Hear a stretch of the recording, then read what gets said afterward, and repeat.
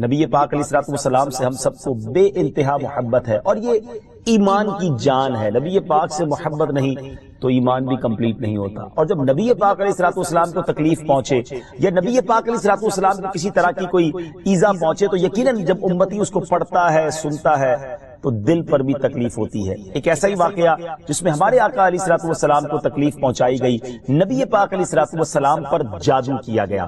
ناظرین، آج یہ واقعہ ہم سنیں گے، اور یہ قرآنی واقعہ ہے، اور اس کے ذریعے بہت ساری باتیں بھی سنیں گے۔ جادو کے بارے میں بڑے مسکنسیپشن ہیں لوگوں کے ذہنوں میں، اور سمجھتے ہیں کہ جادو کا توڑ کرنے کے لیے بڑے عجیب و غریب عمل کرنے پڑیں گے، بڑے گناہوں والے کام کرنے پڑیں گے، اللہ کی ناراضگی والے کام بھی لوگ کرنے کے لیے تیار ہو جاتے ہیں، حرام اور ناجائز کام کرنے کے لیے تیار ہو جاتے ہیں، اور سمجھتے ہیں کہ اس سے جادو سے بچا جا سکے گا۔ البتہ جادو کروانے کے لیے بھی لوگ بڑے ہی ناجائز اور حرام کام کرتے ہیں جو کہ جہنم میں لے جانے والے کام ہوتے ہیں۔ اللہ مجھے اور آپ کو ہمیشہ جادو ٹونے آصف سے محفوظ رکھے، ہر قسم کی بلاؤں سے محفوظ رکھے۔ اور آج قرآن کے ذریعے سمجھیں گے کہ جادو کا علاج کیا ہے، جادو ہو جائے تو بچا کیسے جا سکتا ہے، اور نبی پاک علیہ الصلوۃ والسلام پر جب جادو ہوا تھا، جادو کرنے کی کوشش کی گئی تھی، اس کا نتیجہ کیا نکلا۔ ناظرین، توجہ کے ساتھ آپ نے سلسلے میں شامل رہنا ہے۔ روایت یہ ہے کہ لبید بن عاصم یہودی اور اس کی بیٹیوں نے نبی پاک علیہ الصلوۃ والسلام پر جادو کر دیا، جس کا اثر پیارے آقا علیہ الصلوۃ والسلام کے جسم پر نمودار ہوا۔ طبیعت شریف جو ہے وہ کچھ ناساز ہونے لگی، آپ کے قلب، آپ کی عقل مبارک اور آپ کے اعتقادات پر کوئی اثر نہ ہوا، صحت مبارک پر تھوڑا سا اثر ہوا۔ چند روز بعد حضرت جبریل امین بارگاہ رسالت میں حاضر ہوئے اور عرض کی، یا رسول اللہ صلی اللہ تعالی علیہ وسلم، ایک یہودی نے آپ صلی اللہ تعالی علیہ وسلم پر جادو کر دیا ہے، اور جادو کا جو سامان ہے وہ فلاں کنویں میں ایک پتھر کے نیچے دبا ہوا ہے۔ سرور کائنات علیہ الصلوۃ والسلام نے حضرت علی مولائے کائنات شیر خدا کرم اللہ تعالی وجہ الکریم کو بھیجا، انہوں نے کنویں کا پانی نکالا اور پتھر اٹھایا تو اس کے نیچے سے کھجور کے گھابے کی تھیلی برآمد ہوئی، یعنی کھجور کے جو چھلکے ہوتے ہیں اس طرح کی تھیلی برآمد ہوئی، اور اس میں نبی پاک علیہ الصلوۃ والسلام کے منہ مبارک جو کنگھی سے ٹوٹے تھے، اور کنگھی کے ٹوٹے ہوئے کچھ دندانے، اور ایک ڈور یا کمان کا چلہ جس میں 11 گٹھانے لگی ہوئی تھی، اور ایک موم کا پتلا تھا جس میں 11 سوئیاں چبھی ہوئی تھی۔ یہ سب سامان پتھر کے نیچے سے نکلا، اور یہ مولا علی کرم اللہ تعالی وجہ الکریم یہ سارا سامان لے کر نبی پاک علیہ الصلوۃ والسلام کی بارگاہ میں آ گیا۔ اس کے بعد سبحان اللہ، اب اس کا توڑ کیسے آیا، اس کا علاج کیسے ہوا، اس کا حل کیا نکلا؟ جبریل امین اللہ تبارک و تعالیٰ کی بارگاہ سے سورہ فلق اور سورہ ناس لے کر حاضر ہوئے، یعنی اب جو سورہ فلق اور سورہ ناس ہے وہ نازل ہوئی، اور ان دونوں سورتوں کو ملائیں تو ناظرین اس میں 11 آیتیں ہیں، ہر ایک آیت کے پڑھنے سے ایک ایک گرہ کھلتی جاتی تھی، یہاں تک کہ سب گرہیں کھل گئیں، اور پیارے آقا علیہ الصلوۃ والسلام بالکل شفا یاب ہو گئے۔ سبحان اللہ، سبحان اللہ۔ ناظرین، اب اس واقعے سے بہت ساری باتیں میں نے اور آپ نے سیکھ لی۔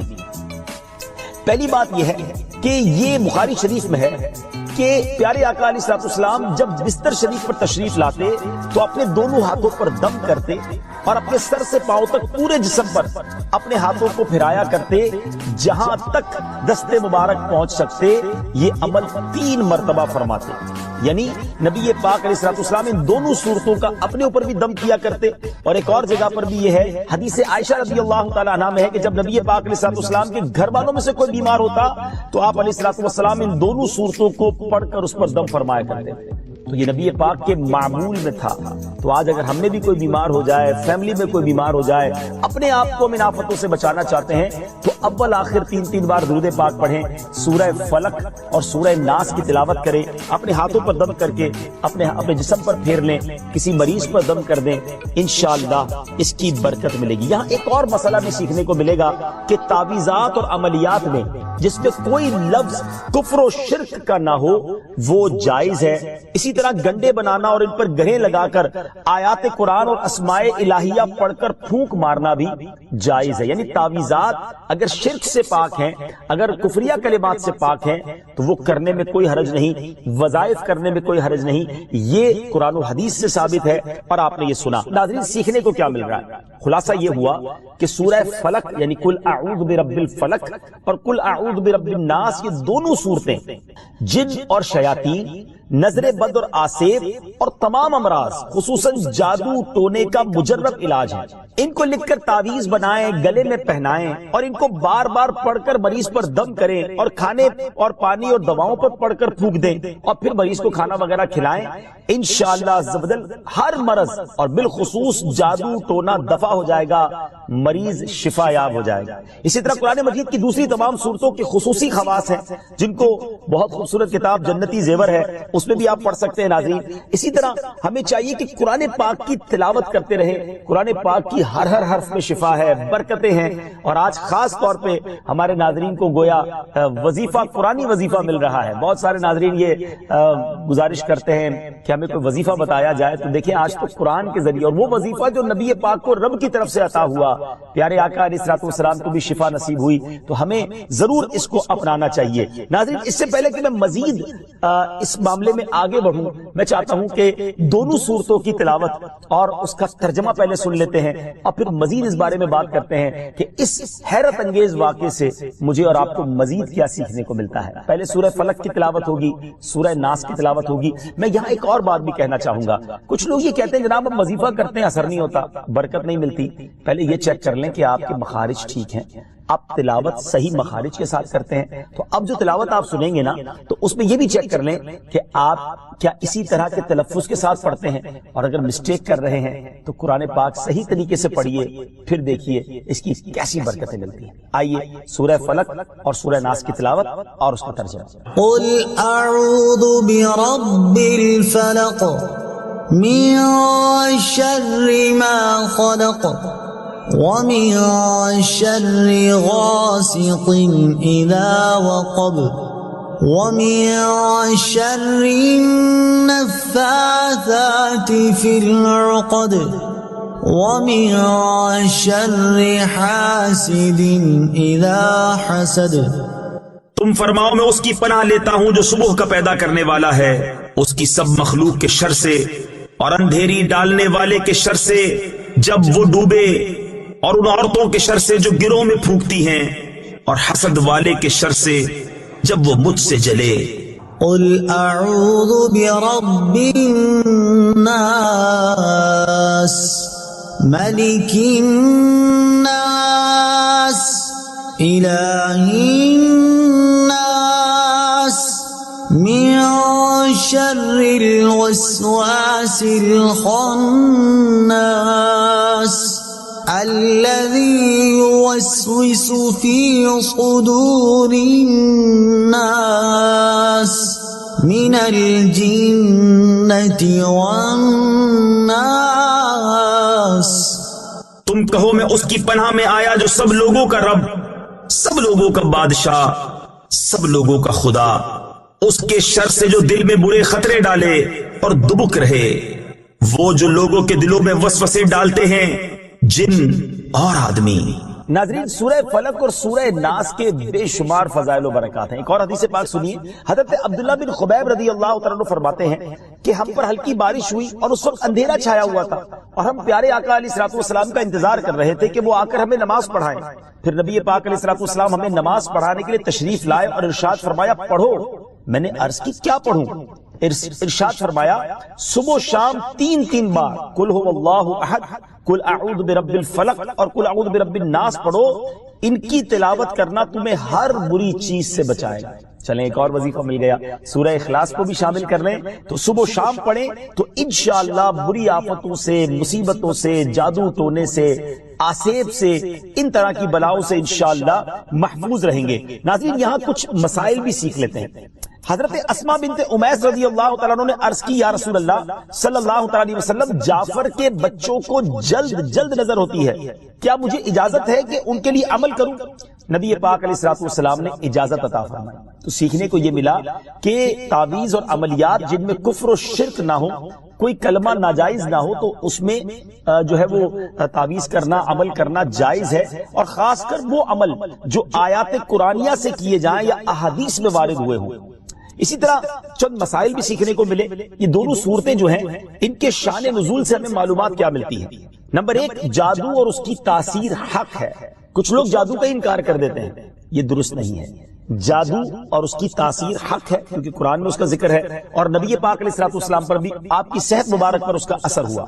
نمبر 2، نبی کے جسم پر جادو کا اثر ہو سکتا ہے، جیسے تلوار، تیر اور نیزے کا بھی اثر ہوتا ہے۔ یہ شان نبوت کے خلاف نہیں ہے، ہاں ایسا اثر نہیں ہو سکتا کہ جس سے نبوت کے متعلقہ امور میں خلل آ جائے۔ حضرت موسیٰ علیہ السلام کے مقابلے میں جادوگر بالآخر اس لیے فیل ہوئے کیونکہ وہاں جادو سے معجزے کا مقابلہ تھا، ورنہ حضرت موسیٰ علیہ السلام کے خیال پر بھی اس جادو نے اثر کیا کہ ان کو خیال ہوا کہ یہ لاٹھیاں رسیاں چل رہی ہیں۔ نبی کریم علیہ السلام کے خیال پر بھی اسی طرح یہی اثر ہوا تھا۔ نمبر 3، جادو کو دور کرنے میں سورہ فلق اور سورہ ناس کو خصوصی تاثیر حاصل ہے۔ نمبر 4، جادو، ٹونے اور عملیات اور اثرات اور بیماریوں کو ختم کرنے کے لیے قرآن پاک کی صورتوں اور آیتوں کو استعمال کیا جا سکتا ہے، اور بخاری شریف میں سورہ فاتحہ کو اس مقصد کے لیے استعمال کرنے کا بیان موجود ہے۔ تو سورہ فاتحہ کو سورہ شفا بھی کہا جاتا ہے، تو یہ بھی شفا کے لیے بڑا مجرب اور بڑا پیارا وظیفہ ہے۔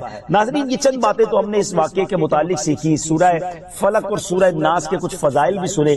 میں یہاں ایک اور بات بھی کرنا چاہتا ہوں کہ آج کل پرابلم یہ ہو گیا ہے کہ اتنے عاملین آ گئے ہیں، اتنے عمل کرنے والے لوگ آ گئے ہیں، اتنے بورڈ ہمارے شہروں اور وطن میں لگ جاتے ہیں کہ ایسا لگتا ہے ہر دوسرے آدمی پہ جن ہے یا اس پہ جادو ہو گیا ہے۔ خدارا جھوٹے عاملین سے اپنے آپ کو بچائیے۔ اگر جینے کی تمنا ہے تو کچھ پہچان پیدا کر۔ لوگوں کے گھر بک جاتے ہیں، لوگوں کی عزتیں پامال ہو جاتی ہیں، عجیب ماحول ہو گیا ہے۔ کچھ بد نصیب تو وہ ہیں جو کسی کو تباہ کرنے کے لیے جادو کروانے جاتے ہیں اور ہزاروں لاکھوں روپے خرچ کرتے ہیں، اور پھر بیچارے کچھ جب بیمار ہو جاتے ہیں تو اپنا بعض اوقات ڈاکٹری مسئلہ ہوتا ہے اور وہ بھی کسی عامل کے ہتھے چڑھ جاتے ہیں، اور وہ کہتا ہے جناب آپ کے گھر میں بہت برا عمل ہوا ہے، فلاں جگہ کوئی چیز دبی ہوئی ہے، اور اس کو اب سنبھالنے کے لیے، اس کو نکالنے کے لیے اتنے بکرے چاہیے، اتنے مرغے چاہیے، اتنے انڈے چاہیے، قبرستان میں یہ عمل کرنا ہوگا، اور پھر غریب آدمی اپنی چیزوں کو بیچ کر ہزاروں لاکھوں روپے انہیں دے دیتے ہیں اور خاندان کے خاندان ٹوٹ جاتے ہیں۔ ایسا نہ کریں پلیز، ایسا نہ کریں، بلکہ میں تو ان عاملین سے بھی گزارش کروں گا کہ حلال روزی کی طرف آئیں۔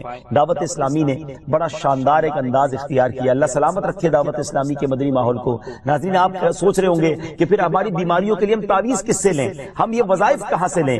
آپ کی دعوت اسلامی ہے نا، الحمدللہ دعوت اسلامی کا ایک شعبہ ہے جس کا نام ہی مکتوبات و تعویذات عطاریہ ہے۔ اس میں آپ کو بغیر کسی فیس کے، جی ہاں بغیر کسی فیس کے، لاکھوں لاکھ تعویذ ہر مہینے ناظرین یہاں سے دیے جاتے ہیں، پوسٹ بھی کیے جاتے ہیں، کوریئر بھی کیے جاتے ہیں، اس کی بھی کوئی فیس نہیں لی جاتی۔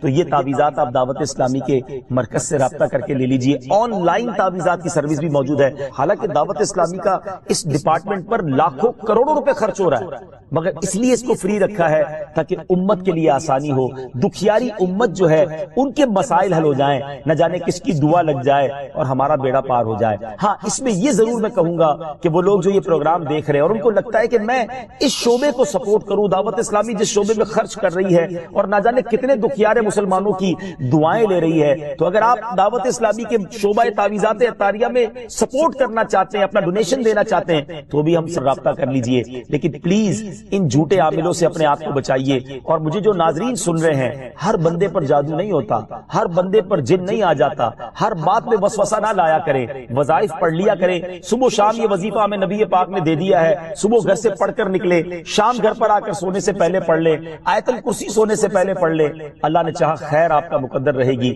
اور مزید ضرورت ہو تو دعوت اسلامی کے اس شعبے سے رابطہ کر لیں۔ میں امید کرتا ہوں کہ آج کے اس واقعے سے ہمیں یہ سیکھنے کو ملا کہ قرآنی وظائف کی کیا اہمیت ہے، اور جائز وظائف کرنے میں، تعویذات کرنے میں کوئی حرج نہیں۔ آخری بات، نبی پاک علیہ السلام کو پتہ چل گیا، جبریل امین نے بتا دیا کہ جادو کس نے کیا، مگر نبی پاک علیہ السلام نے بدلہ نہیں لیا، سزا نہیں دی۔ اس لبید بن عاصم کو، اس کی جو بچیاں تھیں، جو بھی لوگ تھے جادو کرنے والے، سب کو معاف کر دیا۔ اللہ اکبر! انہیں پتا چل جاتا تھا کہ کس نے ظلم کیا ہے، پھر بھی معاف فرماتے، اور ہم شک کی بنیاد پر بدلہ لے لیتے ہیں۔ کوئی عامل کہہ دیتا ہے تمہارے گھر میں سین نام کی کوئی عورت ہے، اس نے یہ کیا ہے، اب جتنے سین نام والے ہیں سب کے ساتھ بدگمانی شروع، جب سے سب سے لڑائی شروع، سب کے بارے میں برا سوچنا شروع۔ انسان ہی سے غلطی ہوتی ہے، معافی کرنے والا ذہن رکھیے، معاف کریں گے اللہ تعالیٰ آپ کو معاف کر دے گا، رحم کریں گے آپ پر رحم کیا جائے گا۔ اللہ مجھے اور آپ کو نبی پاک علیہ الصلوۃ والسلام کی اس مبارک سیرت سے سیکھنا نصیب فرمائے کہ اگر کسی سے غلطی ہو بھی گئی ہے، کسی نے ہمارا برا چاہا بھی ہے اور پتہ بھی چل گیا ہے، تو معاف کرنا اللہ کو بڑا پسند ہے۔ مشکل ضرور ہے، دل چاہتا ہے میں بھی بدلہ لوں، لیکن مزہ بھی تو یہی ہے نا کہ دل چاہ بھی رہا ہے، غلط بھی کیا ہے سامنے والے نے اور میں بدلہ لے بھی سکتا ہوں، پھر بھی اللہ کی رضا کے لیے معاف کر دیں اور اس نیت سے معاف کریں، میرے مالک میں تیرے بندے کو معاف کر رہا ہوں، تو مجھ گناہگار کو معاف فرما۔ اللہ کریم ضرور کرم فرمائے گا، اور یہی اسلام کی خوبصورتی ہے۔ اللہ مجھے اور آپ کو معافی اور درگزر کا ذہن نصیب فرمائے۔ ہمارے سلسلے پیغام قرآن میں ہم یہی کوشش کرتے ہیں کہ قرآن پاک سے کوئی میسج، کوئی پیغام آپ کی طرف بڑھایا جائے، تو آج الحمدللہ آپ کے لیے یہ پیغام تھا کہ قرآن پاک پڑھیے، اس پر عمل کیجئے، اس کو پڑھ کر اپنے اوپر دم بھی کیجئے، اور پھر کسی سے غلطی ہو جائے تو معاف نہیں۔ وقت ہوا ہے ایک اگلے سیگمنٹ کا، جس کا نام ہے تعارف قرآن۔ ناظرین، وقت ہوا ہے ہمارے بہت ہی خوبصورت سیگمنٹ تعارف قرآن کا، اور آج تعارف قرآن میں ہم قرآن پاک کی انہی دو سورتوں کی بات کریں گے جس کا ذکر ہم نے اپنے سلسلہ پیغام قرآن میں کیا، یعنی سورہ فلق اور سورہ ناس۔ سب سے پہلے بات کرتے ہیں سورہ فلق کی۔ سورہ فلق مدینہ منورہ میں نازل ہوئی، اور ایک قول یہ ہے کہ مکہ مکرمہ میں نازل ہوئی۔ پہلا قول زیادہ صحیح ہے کیونکہ اس کے شان نزول سے اسی کی تائید ہوتی ہے۔ رکوع اور آیات کی تعداد، اس صورت میں 1 رکوع اور 5 آیتیں۔ فلق نام رکھنے کی وجہ، فلق کے کئی معنی ہیں اور یہاں اس سے مراد صبح ہے، اور چونکہ اس سورت کی پہلی آیت میں لفظ موجود ہے، اس مناسبت سے اسے سورہ فلق کہتے ہیں۔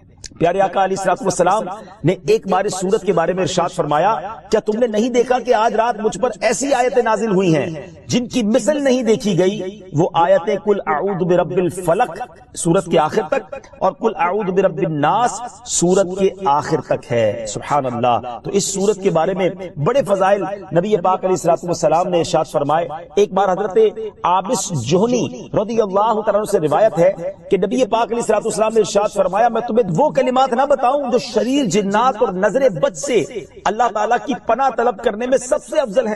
انہوں نے عرض کی، یا رسول اللہ صلی اللہ علیہ وسلم کیوں نہیں، آپ ضرور بتائیے۔ ارشاد فرمایا، وہ کلمات یہ دونوں صورتیں ہیں، قل اعوذ برب الفلق اور قل اعوذ برب الناس۔ سبحان اللہ، سبحان اللہ۔ اب آئیے سورہ ناس کے بارے میں کچھ سن لیتے ہیں، اس کی فضیلت بھی جان لیتے ہیں۔ سورہ ناس جو ہے ناظرین، یہ قرآن پاک کی ترتیب کے لحاظ سے سب سے آخری سورت ہے۔ اس کا مقام نزول، سورہ ناس زیادہ صحیح قول کے مطابق مدنی ہے۔ اس سورت میں 1 رکوع اور 6 آیتیں ہیں۔ الناس نام رکھنے کی وجہ، عربی میں انسانوں کو الناس کہتے ہیں، اور اس سورت کی پہلی آیت میں لفظ موجود ہے، اس مناسبت سے اسے سورہ الناس کہتے ہیں یا اسے سورۃ الناس کہتے ہیں۔ سورۃ الناس کے مضامین، اس سورہ مبارکہ میں ان جنات اور انسانوں سے اللہ تعالیٰ کی پناہ مانگنے کی تعلیم دی گئی ہے جو لوگوں کے دلوں میں وسوسے ڈالتے ہیں۔ سورہ فلق کے ساتھ اس کی مناسبت کیا ہے؟ سورۃ الناس کی اپنے سے ماقبل سورت سورہ فلق کے ساتھ مناسبت یہ ہے کہ سورہ فلق میں ظاہری شر سے اللہ تعالیٰ کی پناہ مانگنے کی تعلیم دی گئی تھی، اور اس سورت میں خفیہ شر سے اللہ تعالیٰ کی پناہ مانگنے کی تعلیم دی گئی ہے۔ اللہ تعالیٰ ہمیں ہر طرح کے شر سے محفوظ فرمائے، قرآن پاک پڑھنے، سمجھنے اور اس پر عمل کرنا نصیب فرمائے۔ مدنی چینل دیکھتے رہیے، اگلے سلسلے میں ایک اور پیغام قرآن لے کر حاضر ہوں گے۔ صلو علی الحبیب صلی اللہ تعالی علی محمد صلی اللہ علیہ وسلم۔ الحمدللہ رب العالمین والصلاة والسلام علی خاتم النبیین، اما بعد فاعوذ باللہ من الشیطان الرجیم، بسم اللہ الرحمن الرحیم۔ پڑھیے، الصلاة والسلام علیک یا رسول اللہ وعلی آلک واصحابک یا حبیب اللہ، الصلاة والسلام علیک یا نبی اللہ وعلی آلک واصحابک یا نور اللہ۔ درود پاک پڑھنے کے بے شمار فضائل و برکات ہیں۔ کئی احادیث، کئی واقعات ہمیں فضائل درود میں ملتے ہیں، اور درود پاک کب کب کیسے کیسے کام آتا ہے، یقیناً جب جب پڑھتے ہیں تو ایمان تازہ ہو جاتا ہے۔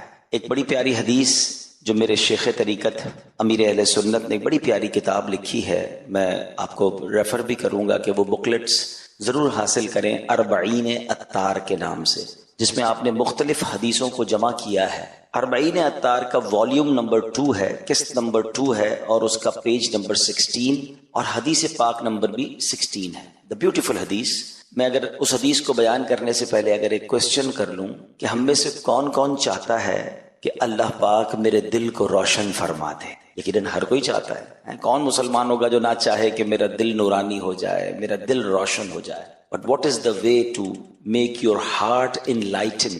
کیسے ہمارا دل روشن ہوگا، کیسے نورانی ہوگا؟ تو آئیے انہی سے پوچھ لیتے ہیں جن کا دل رب نے نورانی بنایا ہے. جن کا دل کیسا تھا؟ مبارک دل کہ جس کو ایک بار نہیں، آپ کی حیات طیبہ میں 4 بار آپ کے دل مبارک میں نور کو داخل کیا گیا، سینے کو کھولا گیا. شق صدر جو ہے یہ نبی پاک کا معجزہ ہے. اور دل اقدس کیسا ہے کہ اعلیٰ حضرت لکھتے ہیں نا کہ تو جو چاہے تو ابھی میل میرے دل کے دھلیں، تو جو چاہے تو ابھی میل میرے دل کے دھلیں، کہ خدا دل نہیں کرتا کبھی میلا تیرا. وہ آقا فرما رہے ہیں، وہی فارمولہ دے رہے ہیں کہ دل روشن کیسے ہو سکتا ہے. ویری شارٹ اینڈ سویٹ حدیث پاک. نبی پاک فرماتے ہیں من اکثر الصلاۃ علیہ نور اللہ قلبہ، جو مجھ پر زیادہ درود شریف پڑھے گا اللہ عز و جل اس کا دل روشن فرما دے گا. یعنی کمال کا وظیفہ ہے کہ کتنے فوائد ہیں.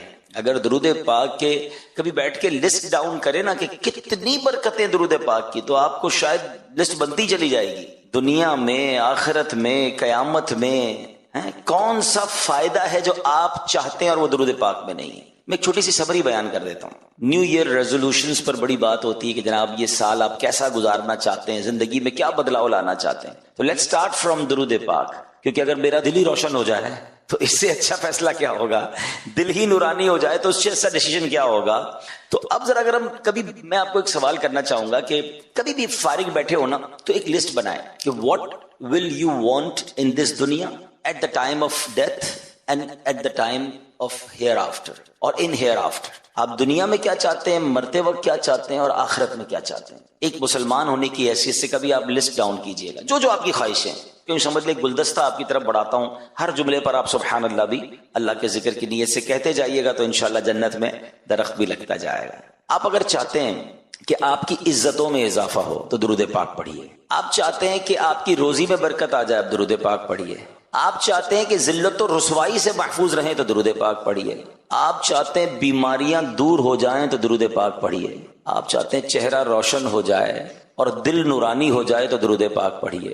آپ چاہتے ہیں آپ کی زبان میں تاثیر آ جائے، آپ کی باتیں لوگوں کو سمجھ آنے لگ جائیں، آپ کی باتیں دل میں اترنے لگ جائیں، آپ درود پاک پڑھیے. آپ چاہتے ہیں کہ جناب قرضے سے، پریشانی سے، ٹینشن سے آپ دور رہیں، بلاؤں سے دور رہیں تو درود پاک پڑھیے. آپ چاہتے ہیں کہ مرتے وقت نبی پاک کا دیدار نصیب ہو جائے تو درود پاک پڑھیے. آپ چاہتے ہیں کہ ایسے قبر میں جاؤں جیسے نبی پاک اپنے ہاتھوں سے قبر میں اتار رہے ہیں تو درود پاک پڑھیے. آپ چاہتے ہیں قیامت تک میری قبر میں نور مصطفیٰ جگمگاتا رہے تو درود پاک پڑھیے. اچھا، آپ چاہتے ہیں کہ محشر کے دن نبی پاک کے پرچم تلے اٹھنا نصیب ہو تو درود پاک پڑھیے. حوض کوثر پر جاؤں تو میرے آقا مجھے پہچان لیں تو درود پاک پڑھیے. اور آپ چاہتے ہیں حساب کتاب آسانی سے ہو جائے تو درود پاک پڑھیے. آپ چاہتے ہیں جنت میں آقا اپنے ساتھ لے جائیں تو درود پاک پڑھیے. مدینے جانا چاہتے ہیں تو درود پاک پڑھیے. اور نبی پاک کی دید کرنا چاہتے ہیں تو درود پاک پڑھیے. اب مجھے سچ بتاؤ کچھ باقی رہ گیا ہے؟ اب اس لسٹ میں اور کچھ باقی ہے جو آپ کو چاہیے تھا اور نہیں میں نے بیان کیا. دنیا میں، مرتے وقت اور آخرت میں. اور کیا چاہیے کسی مسلمان کو؟ کہ روزی میں برکت رہے، قرضوں میں ڈوبا نہ رہوں، پریشانیوں سے بچتا رہوں، عزتوں میں اضافہ ہو، دل روشن ہو جائے، مرتے وقت آقا کا دیدار ہو جائے، آقا جنت میں ساتھ لے جائے. What ever I need. میں نے جتنی باتیں بیان کی ہیں اگر کچھ لوگوں کا مطالعہ ہوگا تو شاید انہیں ہر جملے پر کوئی روایت یاد آ رہی ہوگی. کہ ساری باتیں کم و بیش حدیثوں میں اور روایتوں میں صراحتاً موجود ہیں. مجھے بتاؤ نا، اتنا کچھ ہو درود پاک میں اور پھر بھی میں درود پاک نہ پڑھوں، پھر بھی جناب فضول باتیں تو جتنی کروانی کروا لیں، مگر میرے پورے ٹائم ٹیبل میں کوئی درود ٹائم نہ ہو. ایسا نہ کریں. Let's make a beautiful resolution, beautiful intention from today کہ آج سے یہ نیت کر لو کہ انشاءاللہ اب روزانہ کثرت کے ساتھ درود پاک پڑھیں گے انشاءاللہ. یعنی زبان جو ہے نا، یقین کریں، میں آپ کو بلیو کریں کہ جن کی عادت ہے یا جن کی جو عادت کریں گے وہ خود دیکھیں گے. اگر زبان ذکر و درود سے ترک کر دی نا آپ نے، آپ کے بہت سارے پرابلمز، کلیمٹیز خود ہی خود حل ہونا شروع ہو جائیں گے. کیونکہ اللہ کا ذکر رحمتیں لاتا ہے، نبی پاک کا ذکر رحمتوں کی برسات کرتا ہے. تو رحمت برسے گی تو ٹینشن دوری ہوگی نا. ٹھیک ہے نا. اللہ کا ذکر نہیں کرتے کچھ لوگ، پورا پورا دن گزر جاتا ہے. حالانکہ کتنی the best easy good deed easiest good deed جو ہے، آسان ترین نیکیوں میں سے یہ نیکی ہے کہ بندہ ذکر الہی کرتا رہے، درود پاک پڑھتا رہے. بیٹھے بیٹھے نیکیاں مل رہی نا. آپ جاب کرتے ہوں گے، آپ کاروبار کرتے ہوں گے، جاتے ہیں آفس پر، کام کرتے ہیں، ٹائم دیتے ہیں، تب جا کے کچھ ارننگ ہوتی ہے. ادھر تو بیٹھے بیٹھے رحمتوں کی برسات شروع ہو سکتی. کہیے سبحان اللہ، الحمدللہ، اللہ اکبر. میں نے جب یہ شروع کیا تو گھڑی میں 3:03 ہو رہے تھے فیضان مدینہ کی، ابھی بھی اتری ہیں، یعنی 1 منٹ بھی آگے نہیں بڑھی گھڑی. اور میں نے کیا کما لیا اور آپ نے کیا کما لیا، اللہ قبول فرما لے. حدیث پاک کا مضمون ہے جو ایک بار سبحان اللہ کہے جنت میں درخت لگا دیا جاتا ہے. الحمدللہ پر جنت کا درخت ہے، اللہ اکبر پر جنت کا درخت ہے. اور آپ کو پتہ ہے تمام اذکار میں، تمام ذکر میں سب سے بڑا ذکر، افضل ذکر کون سا؟ افضل الذکر لا الہ الا اللہ، حدیث پاک ہے. اچھا، ہم سارے ہی مسلمان چاہتے ہیں، میں کئی بار اپنے بیان میں اس جملے کو ایڈ کرتا ہوں اور اسی نیت سے کرتا ہوں کہ نہ جانے کسی ایک کی بھی عادت پڑ گئی تو چلے مجھے بھی ثواب مل جائے گا. اگر میں آج یہ سوال کروں آپ سب سے، کون کون چاہتا ہے مرتے وقت کلمہ نصیب ہو؟ سب نے ہاتھ اٹھا لیا. اور کیوں نہ چاہے گا، مسلمان کی تو تمنا یہی ہے اللہ مرتے وقت کلمہ نصیب کرنا. کیوں؟ کیونکہ حدیث پاک میں بھی یہ مضمون ملتا ہے نا کہ جس کا آخری کلام لا الہ الا اللہ ہوگا دخل الجنہ، وہ جنت میں داخل ہو جائے گا. ٹھیک ہے نا. لیکن ایک سوال ہے کہ مرتے وقت تو سارے چاہتے ہیں کلمہ پڑھنا. آج پورے دن میں کتنی بار کلمہ پڑھا ہے؟ پچھلے پورے ہفتے میں کتنی بار ہم نے کلمہ پڑھا ہے؟ یعنی جیتے جی کلمہ پڑھنے کے لیے تیار نہیں ہے، مرتے وقت سارے کلمہ چاہ رہے ہیں. بھائی روز پڑھے نا، کوئی ایک تسبیح تو کلمے کی روز پڑھیں، افضل الذکر ہے. اور لا الہ الا اللہ کہنے پر بھی جنت میں درخت لگا دیا جاتا ہے. اور یاد رکھیے جب بھی آپ برڈن میں ہوتے ہیں نا، زبان سے جملے ادا کرنا مشکل ہو جاتے ہیں. کبھی آپ کے سر میں درد ہو، بخار ہو، آپ کو بات کرنے کا جی نہیں چاہتا، کوئی آ کر بات کرے، آپ کہتے ہیں آج تھوڑا سا طبیعت ٹھیک نہیں، آج موڈ نہیں ہے بات کرنے کا. ایسا ہی نا، you don't want to speak whenever you feel tired اور whenever you feel sick. جب بھی بیمار ہوں گے، تکلیف میں ہوں گے، برڈن ہوگا، بات کرنا نہیں چاہیں گے. آپ کو پتہ ہے سکرات کا وقت تو سب سے زیادہ تکلیف کا وقت ہوگا. علماء کہتے ہیں اس دن زبان بھاری ہو جائے گی. اپنی زبان کو کلمے کا عادی بناؤ تاکہ سکرات کے وقت بھی کلمہ نکل جائے، زبان سے ادا ہو جائے. تو let's make a beautiful intention. آج نیت کر لیں کہ انشاءاللہ اب روزانہ اللہ اور اس کے رسول کا ذکر کروں گا انشاءاللہ. اور اس کے لیے وقت نکالیں، صرف نیت سے کام نہیں ہوگا. You have to make your schedule. اب آپ کہیں حضرت بزی لائف ہے، الگ سے ٹائم کہاں سے نکالیں؟ آپ اپنے ٹائم کے اندر ہی ٹائم نکال سکتے ہیں. بہت سارے ایسے ٹائم ہوتے ہیں جو فارغ ہوتے ہیں. آپ ڈرائیو کرتے وقت فارغ ہوتے ہوں گے، آپ ٹریول کرتے وقت، آپ کی ظاہر ہے اس وقت ایکٹیویٹی تو نہیں ہے نا، اس وقت ذکر کر لیں. آپ پلان کر لیں کہ جب بھی ٹریول کروں گا میری زبان درود پاک پڑے گی، ذکر اللہ کرے. تسبیح جیب میں رکھنا شروع کر دیں، گاڑی میں رکھنا شروع کر دیں. جب بھی واک کریں تو واکنگ ٹائم کو ذکر درود ٹائم بنا دیں. مزے کو مزہ آ جائے گا، آپ حیران ہو جائیں گے اتنے سارے ذکر اور اتنے سارے درود پڑھ لیں گے. بس بات یہ کہ ذہن بننے کی دیر ہے کہ یار میں یہ چنک آف ٹائمز جو ہیں اس کو یوز کروں. آئیے میں آپ کو ایک بڑا کمال کا ایمان افروز واقعہ سناتا ہوں، اور یقین کریں یہ ہسٹوریکل واقعہ ہے، مگر اس میں آپ کو اسلام کی وسعت، نبی پاک علیہ الصلوۃ والسلام کا بڑا دل، اور پھر سبحان اللہ میرے رب کی رحمت کیسی ہے، یہ سب باتیں آپ کو اس واقعے سے سیکھنے کو ملیں گی. پہلے تو یہ آپ کو یاد ہونا چاہیے کہ سرکار دو عالم صلی اللہ تعالی علیہ وسلم کے ایک بڑے ہی پیارے چہیتے صحابی اور چچا، وہ کون ہیں؟ حضرت حمزہ رضی اللہ تعالیٰ، امیر طیبہ. ٹھیک ہے نا، جو گئے مدینہ شریف تو سید الشہداء رضی اللہ تعالیٰ عنہ کی مزار پر حاضری دی ہوگی جبل احد پر. تو سید الشہداء سیدنا حمزہ رضی اللہ تعالیٰ عنہ کو جس نے شہید کیا، ٹھیک ہے، اس کا نام تھا وحشی. وہ ایک حبشی غلام تھے اور ان کو آرڈر دیا تھا ایک خاتون نے کہ آپ نے جا کر حضرت حمزہ کو ٹارگٹ کر کے آپ نے شہید کرنا. اس خاتون کو بدلہ لینا تھا بدر کا. بدر کے مارکے میں حضرت حمزہ کے ہاتھوں بہت سارے غیر مسلم ہلاک ہوئے تھے، تو اب اس کا ریونج تھا. لیکن اس ریونج میں ایک اور کام ہوا کہ حضرت حمزہ کو شہید کرنے کے بعد معاذ اللہ آپ کے جسم کو کاٹا گیا اور آپ کے جگر کو بھی چبایا گیا. اور یہ نبی پاک علیہ الصلوۃ والسلام کے لیے بہت تکلیف دہ تھا. ایک تو پیارے آقا بہت کلوز تھے حضرت حمزہ رضی اللہ تعالیٰ سے، اور جب یہ معاملہ ہوا تو آپ بڑی غمگین ہو گئے، بہت آنسو نبی پاک کی آنکھوں سے بہے، اور نبی پاک بہت یاد فرماتے. اتنا پیار تھا کہ پیارے آقا علیہ الصلوۃ والسلام کونین کے والی ہوتے ہوئے کم و بیش ہر ہفتے حضرت حمزہ رضی اللہ تعالیٰ عنہ اور شہداء احد کی مزار پر کرم فرمانے کے لیے تشریف لاتے تھے. ابھی آپ غور کریں گے نبی پاک کسی کی قبر پر چلے جائیں تو پھر اس پر رحمتوں کی برسات کا عالم کیا ہوگا. تو اتنا کلوز ریلیشن، لیکن وسعت قلبی، معافی اور درگزر اور اسلام سے محبت دیکھیں. اچھا یاد رہے کہ اس خاتون نے بھی، وحشی نے بھی پھر اسلام قبول کر لیا. اب یہ دونوں صحابی ہیں تو اب ہم ان کے بارے میں کوئی مائنس بات نہیں کریں گے. جب اللہ رسول نے معاف کر دیا تو ہم کون ہوتے ہیں بات کرنے والے. مگر میں بتانے کے لیے کہہ رہا ہوں کہ کتنا بڑا معاملہ تھا یہ. لیکن ہوا کیا کہ نبی پاک علیہ الصلوۃ والسلام نے اپنا ایک قاصد بھیجا، اپنا ایک نمائندہ بھیجا. کس کے پاس؟ وحشی کے پاس، جو اس وقت ایمان نہیں لائے تھے، کہ وحشی کو جا کر اسلام کی دعوت دو. اب آپ غور کریں کتنی بڑی مہربانی تھی، معاف تو کر دیا مگر کسی کو کفر سے نکال کر اسلام میں داخل کر دینا اس پر کتنا بڑا احسان ہے، اس کی تو آخرت بن جائے گی نا.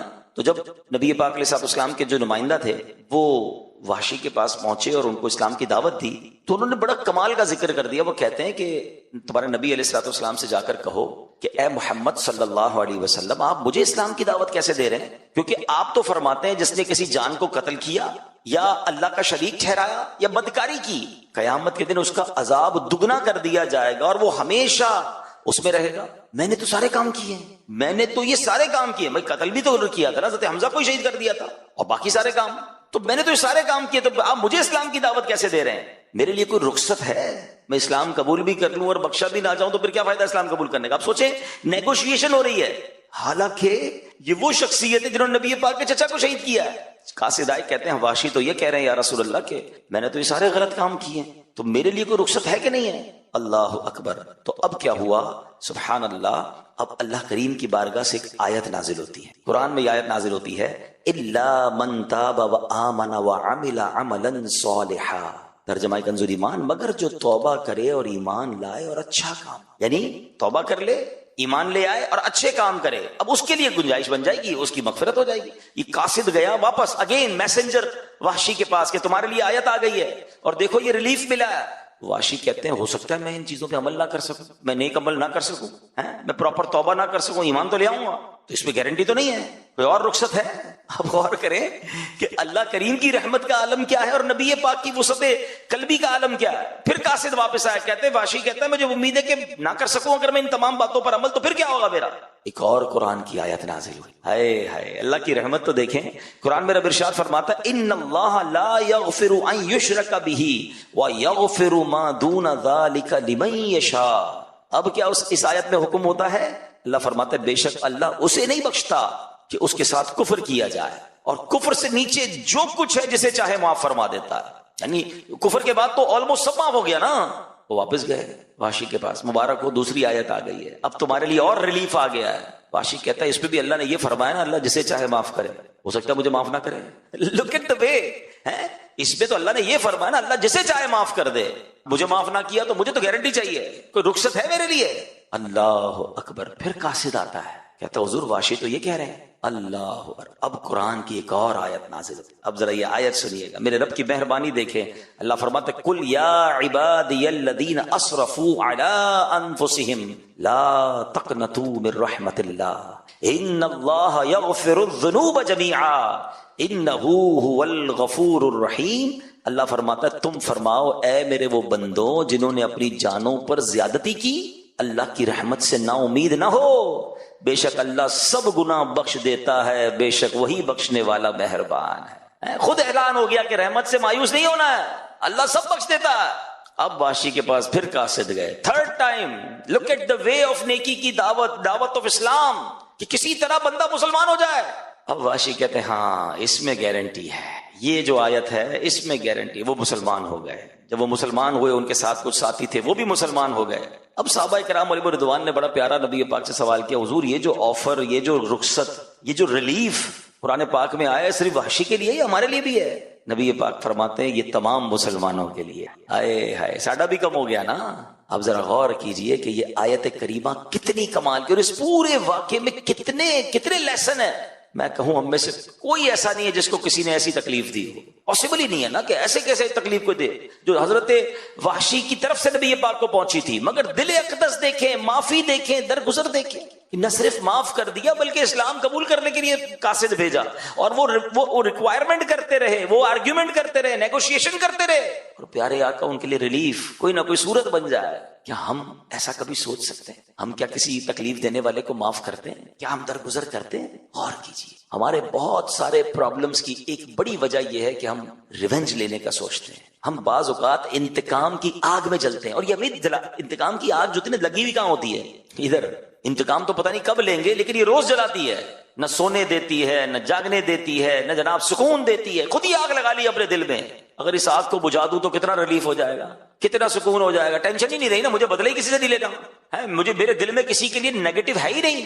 اور آپ بلیو کریں، ہمیں ملتے ہیں کبھی کبھی کچھ لوگ کہتے ہیں یار نیند نہیں آتی، سکون نہیں ہے، میں نیند کی گولیاں کھا کے سوتا ہوں، یا رات کو سوتا ہوں تو دماغ چلتا رہتا ہے، سوچتا رہتا ہے۔ آپ یقین کریں، آپ غور کریں، 2-3 پرابلمز ہو سکتی ہیں آپ، یا تو آپ کے دل میں حسد ہو گیا ہے کسی سے، کیونکہ حسد والا خود ہی چلتا ہے۔ حسد چیز ہی ایسی ہے کہ مجھے جس سے حسد ہو گیا، جب اس کو ترقی ملے گی مجھے تکلیف ہوگی، اس کو عزت ملے گی مجھے تکلیف ہوگی، وہ مشہور ہو جائے گا مجھے تکلیف ہوگی، پیسے والا ہو جائے گا مجھے تکلیف ہوگی، وہ مزے کر رہا ہے اور میں رو رہا ہوں مجھے تکلیف ہو رہی۔ کمال کی بیماری ہے کہ جس سے حسد ہے وہ انجوائے کر رہا ہے، اور وہ جتنا انجوائے کر رہا ہے اتنا مجھے تکلیف ہو رہی ہے۔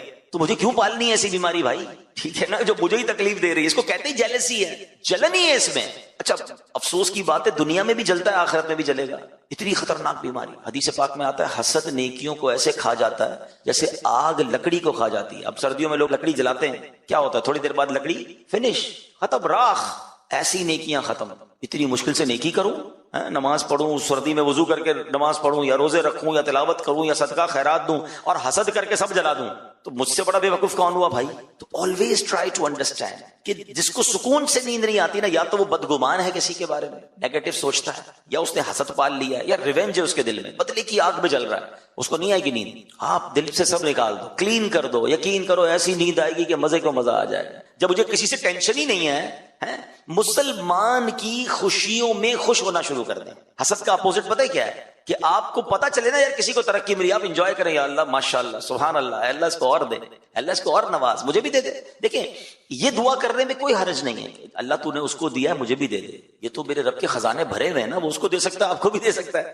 لیکن یہ جو تمنا ہوتی ہے نا کہ اس کا چھین کے مجھے مل جائے، یا مجھے نہ ملے مگر یہ برباد ہو جائے، یہ حسد ہے، حرام، جہنم میں لے جانے والا کا۔ اچھا پھر اس کی جو کانسیکوینسز ہے نا وہ بڑے خطرناک ہے، نیند ہی نہیں آئے گی، ٹینشن بہت ہے، دل جل رہا ہے، اور پیارے آقا سب کو معاف کر رہے ہیں، ایسے شخص کو بھی معاف کر رہے ہیں۔ تو اب میں اور آپ اس واقعے سے پہلے تو یہ سیکھیں کہ ہم نے معاف کرنا، درگزر کر دیکھیں we are within human beings, ہم انسانوں کے درمیان جی رہے ہیں نا، انسان سے خطا ہو جاتی ہے۔ آپ اگر باس ہیں، HOD ہیں، تو آپ کے کسی ساتھ کام کرنے والے سے مسٹیک ہو جائے گی، آپ شوہر ہیں تو بیوی بچوں سے مسٹیک ہو جائے گی، والدین ہیں تو بچوں سے مسٹیک ہو سکتی ہے، آپ کوئی کہیں بھی ہیں آس پاس کے لوگ مسٹیک کریں گے۔ اچھا میں خود بھی تو کرتا ہوں نا، آپ بھی تو کرتے ہیں، آپ دوسروں کی مسٹیک یاد کر رہے ہیں، اپنی مسٹیک کیوں بھول رہے ہیں بھائی؟ آپ کی مسٹیک پکڑنے والا کوئی اور ہے مگر آپ دوسروں کی مسٹیک چھوڑ نہیں پا رہے، نہ کریں ایسا۔ اور یہاں میں بڑی ایک باریک سی بات کہہ کر آگے نکل جاؤں گا، ہم سب کی ایک دعا ہوتی ہے اور اچھی دعا ہے، اور خاص طور پہ جب شب قدر آتی ہے تو سبھی دعا کرتے ہیں، اللہم انک عفو کریم تحب العفو فاعف عنی۔ اس کا معنی پتہ ہے آپ کو؟ میننگ بڑا پیارا معنی ہے، اور بلکہ چلیے یہ مشورہ بھی دیتا ہوں، whenever you try to recite any of Arabic supplication، جب بھی آپ کسی عربی دعا کو پڑھیں اس کی میننگ ضرور سمجھا کریں، پھر مزہ ہی اور آئے گا۔ آپ مانگ کیا رہے ہیں آپ کو ہی نہیں پتا ہے، آپ کسی جگہ پر آپ ایپلیکیشن دے رہے ہیں، کوئی کہے کیا لکھا ہے، بولے مجھے نہیں پتا، تو بھی کیسی ایپلیکیشن ہے بھائی؟ آپ کو ہی نہیں پتا کیا مانگنا ہے۔ ایپلیکیشن پڑھتے ہیں، سمجھتے ہیں، نہیں سمجھ آتا ٹرانسلیٹ کرتے ہیں، اب تو چیٹ GPT پتہ نہیں کدھر کدھر سے ٹرانسلیٹ ہو جاتا ہے، تو بھائی دعا کا بھی تو معنی سمجھو نا، کیا مانگ رہے ہو اللہ سے؟ آپ بلیو کریں جس دن عربی دعائیں سمجھ آنے لگ گئی آپ کو مزے کو مزہ آ جائے گا، کیونکہ اس میں جو فصاحت ہے، اس میں جو بلاغت ہے، اس میں جو رقت ہے، اللہ اکبر۔ یہ میرا موضوع نہیں ہے ورنہ اس پر پھر کبھی بات کریں گے کہ عربک دعاؤں کا ایسنس کیا ہے اور اس کا لطف کیا ہے کہ اس کو سمجھ کے پڑھیں۔ بہرحال اس دعا پر آتے ہیں۔ اچھا یہ دعا بھی نبی پاک علیہ السلام نے بیان کی ہے، حدیث پاک کی دعا ہے۔ بی بی عائشہ صدیقہ رضی اللہ تعالی عنہا نے پیارے آقا سے پوچھا تھا نا کہ حضور شب قدر کو پالوں تو کیا پڑھوں، تو نبی پاک نے دعا بتائی تھی۔ سبحان اللہ، اللہ کے حبیب بتائیں کہ اللہ سے ایسے مانگو، اس سے اچھی دعا کون سی ہوگی؟ ڈائریکٹ کوشچن آنسر مل گیا نا، آپ کہتے ہیں نا پیپر آؤٹ ہو جائے، پیپر آؤٹ ہی تو کر دیا نبی پاک نے، جس سے مانگنا ہے اس سے یہ ایسے مانگ لو، رب کے حبیب بتا رہے ہیں۔ لیکن اس دعا کے معنی کیا؟ اللہم انک عفو، اے اللہ تو معاف کر، تحب العفو، معافی کو پسند کرتا ہے، فاعف عنی، مجھے بھی معاف کر دے۔ Look at the beautiful way to ask. مگر اب میں آپ سے ایک سوال کرنا چاہتا ہوں، میں اللہ سے تو یہ کہہ رہا ہوں اللہ تو معافی کو پسند کرتا ہے، مجھے معاف کر، میں نے بندوں کو معاف کر دیا ہے؟ ایک ایسی دعا ہے کہ میں کہوں یا اللہ تو مجھے معاف کر دے، میں تیرے بندے معاف نہیں کروں گا، میں تو بدلہ لوں گا، میں تو انتظار میں بیٹھا ہوں۔ بلکہ کچھ لوگ تو اتنے خطرناک ہوتے ہیں کہ وہ اگلے کی خوشی کا انتظار کر رہے ہوتے ہیں کہ اس کے بچے کی جس دن شادی ہوگی نا اس دن رنگ میں بھنگ ڈالوں گا، اس دن بدلہ لوں گا، اس دن ذلت ذلیل کروں گا، جس دن اس کی پروموشن ہوگی نا، یا جس دن جناب اس کو کوئی ترقی ملے گی، میں اس دن اپنا جو ہے نا غصہ نکالوں گا۔ استغفر استغفر، کتنا گندا ذہن ہے یار، کسی مسلمان کی خوشی خراب کرنی ہے آپ کو؟ خدا کے واسطے سوچیں، وہ رشتہ دار سوچیں کہ اللہ نے اس بھائی کے گھر میں خوشی دی ہے، ارمانوں سے وہ خوشی کر رہا ہے، اور آپ اس نیت سے جا رہے ہو اس خوشی میں، یا نہیں جا رہے ہو اس خوشی میں کہ میں اس کی خوشی کو خراب کروں؟ ایسا نہ ہو تمہاری ساری خوشیاں خراب ہو، ایسا کبھی نہیں سوچنا چاہیے۔ تو سنیے کیسی دعا ہے، اے اللہ میرے سارے گناہ معاف کر دے، میں تیرے بندوں کو معاف نہیں کروں گا. یہ کیسی دعا ہے مجھے بتاؤ نا. مزہ کیا ہے کہ میں پہلے سب کو معاف کروں، جس نے بھی مجھے ستایا تکلیف پہنچائی، اور پھر اللہ سے عرض کروں اے کریم تو سب سے بڑا معاف کرنے والا ہے، میں تو بندہ ہوں نا، میں نے بندہ ہو کر تیرے سارے بندوں کو معاف کر دی، اب اے کریم تو بھی مجھے معاف کر دے. پھر دل سے نکلے گی نا، پھر اس کا لطف بھی اور ہوگا. تو اپنے دلوں کو صاف کیجیے. دس از دا سیکنڈ ریزولوشن. ایک دوسری اچھی نیت کہ دل صاف ہو جائے، دل کلین ہونا چاہیے. یہ حسد، بدگمانی، لیگ پولنگ، یہ بہت سارے اداروں میں چل رہا ہوتا ہے. یار یہ کیوں ترقی کر رہا ہے، اس کو کیوں ترقی مل رہی ہے. دیکھیے یاد رکھیں، پتہ نہیں کیوں ہمارا یہ مائنڈ سیٹ بن جاتا ہے کہ اس کی ترقی میری ترقی میں رکاوٹ ہے. ایسا نہیں ہے، ہر بندہ اپنا نصیب لے کر آتا ہے. یار ایک سمندر ہے، سمندر میں کیا مچھلی کو راستہ ڈھونڈنا پڑتا ہے کہ یہ مچھلی ہٹے گی تو مجھے راستہ ملے گا؟ اتنا بڑا سمندر ہے اللہ کی رحمت کا، اس کو بھی تیرنے دو، آپ بھی تیرے. آپ اپنے بلبوتے پر آگے بڑھے نا، اس کو پیچھے کر کے آگے کیوں بڑھنا ہے؟ ہاں وہ کہتے نہیں وہ اصل میں اس نے وہ چاپلوسی کی تھی، تو اس نے وہ شکایت کی تھی، تو اس نے فلاں کام کیا تھا، اس لیے وہ آگے بڑھ گیا. یار آپ ان چیزوں کو چھوڑ دینا، آپ کے نصیب میں جو آپ کو مل کر رہے گا. آپ اللہ کی رحمت سے نا امید کیوں ہوتے ہیں؟ اصل میں حسد کی ایک بیسک وجہ پتہ کیا ہو جاتی ہے؟ مثال کے طور پہ میں ایک ایگزامپل دیتا ہوں. ماشاءاللہ کافی سارے لوگ بیٹھے ہیں. اگر میں ہمارے یہاں ذمہ دار اسلامی بھائی کو 100,000 کے نوٹ دوں اور میں کہوں یہاں سے بانٹنا شروع کریں. اب اس وقت 100 سے زیادہ اسلامی پہ بیٹھے، مثال دے رہا ہوں، کافی سارے. یہ یہاں سے شروع کریں، 1,000 کا سب کو نوٹ دیں. اب میں نے اعلان بھی کر دیا کہ 100 نوٹ ہے، 1,00,000 روپے ہے، جناب سب میں 1,000 بانٹ دیں. تو ادھر بیٹھنے والا کوئی بندہ سوچ سکتا ہے کہ یار یہ جو بھائی 100 نوٹ بانٹیں گے تو یہاں کی تو باری نہیں آئی، ختم ہو جائیں گے. تو وہ ہو سکتا ہے یہاں سے کھڑا ہو اور آگے جا کے لائن توڑ کر اپنا 1,000 روپے لے لے، کیونکہ میری باری میں تو ختم ہو جائیں گے ان کے پاس. اول تو ایسا کرنا نہیں چاہیے، لیکن لاجیکلی تو سمجھ آتا ہے نا کہ ہیں 100 نوٹ بندے 200 ہیں. اچھا ان کے پاس 100 ہیں تو باقی کو ٹینشن ہو رہی ہے. اللہ کے پاس تو محدود نہیں ہے نا، اس کے خزانے تو بھرے ہوئے ہیں نا. ہم یہ کیوں سوچتے ہیں کہ اس کو ملنے سے پہلے مجھے مل جائے ورنہ ختم ہو جائے گا؟ نہیں ختم ہوگا. اس کریم کے خزانے بھرے ہوئے ہیں، وہ جب سے دنیا بھری بانٹ رہا ہے. اللہ سے یہ کہو نا اللہ تو اس کو دے رہا ہے مجھے بھی دے دے.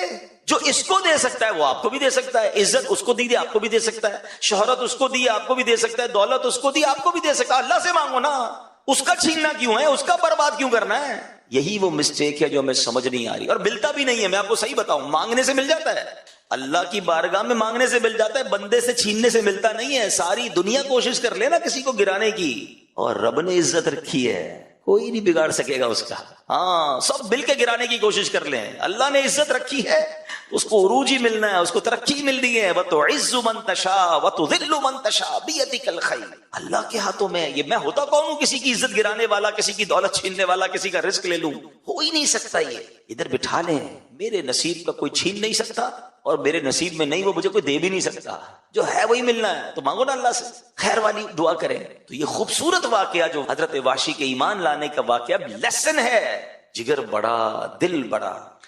میرا موضوع نہیں ہے لیکن چلیں ذکر کر دیتا ہوں کہ خواجہ خواجگان خواجہ غریب نواز نے، ان کا ایک بڑا پیارا جملہ ہے کہ اللہ کے دوست کی 3 نشانیاں ہیں. اگر اللہ کا دوست بننا ہے نا 3 کام کر لیں. اور کہتے ہیں نا بڑے آدمی کے بڑے اقوال ہوتے ہیں، گولڈن ورڈز ہوتے ہیں. آپ نے ایک جملے میں گل مکا دی، بات ہی ختم کر دی. کہتے ہیں شفقت آفتاب جیسی، دل دریا جیسا، عاجزی زمین جیسی. واللہ میں کہتا ہوں میں اور کوئی بیان نہ کروں، صرف اس ایک جملے کو میں اور آپ سمجھ کر عمل شروع کر دینا، اپنا سیشن کمپلیٹ ہے. کیا فرماتے ہیں؟ شفقت آفتاب جیسی.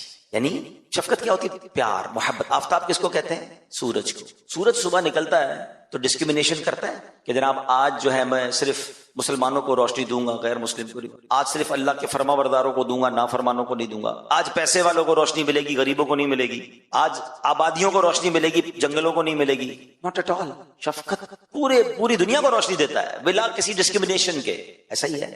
ہم کیا کرتے ہیں؟ ہماری مسکراہٹ بھی بڑی قیمتی ہے، جاننے والوں کو ہی دیں گے، جس کو جانتے نہیں اس کے آگے مسکراتے بھی نہیں ہیں، بلکہ ملاقات شیک ہینڈ بھی نہیں کرتے.